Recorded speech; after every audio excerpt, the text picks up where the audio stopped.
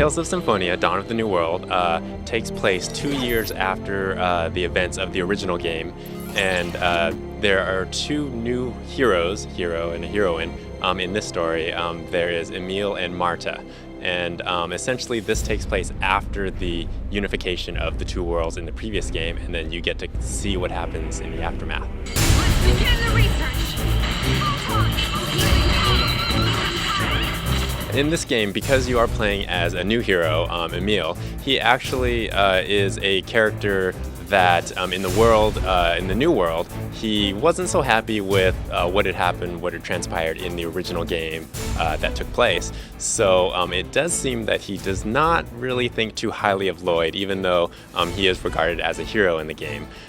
There are some kind of suspicious things happening with Lloyd at this time, and as you play through the game, you'll uncover more of what's really happening with Lloyd and his compadres. One of the new mechanics in Dawn of the New World is that there is kind of this monster raising, gathering style to the game. So essentially any of the enemies that you fight against, any of the monsters, you can kind of collect them and have them join your party. So they won't always join, but if you can get them to join your party, they'll become powerful new members in order to fight alongside with you. The developers didn't want to have the players kind of just wandering through a random overworld, so they put in a different device in order to roam the world.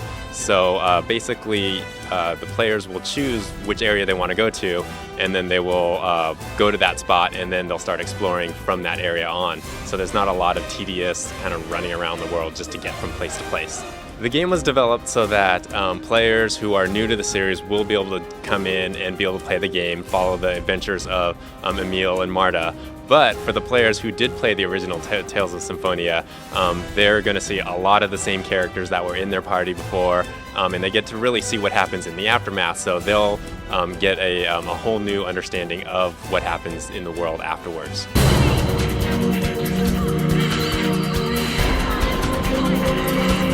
Dawn of the New World is still a 35 to 40 hour game, and players can spend even more time trying to collect all the different monsters, playing around with their parties. So there is a lot of replay value. There's a lot of other things that you can do besides just going through the story, but the story itself is a good 30 to 40 hours. I think the coolest new feature is being able to take the monsters that players have seen and fought against in the Tales of Symphonia world, but being able to take those into your party, use them, evolve them, get them more powerful, and decide, what kind of party you want to make out of over 200 different monsters. I think that's really one of the cool features in the game that I think players will like. Tales of Symphonia, Dawn of the New World is coming out this fall for the Nintendo Wii.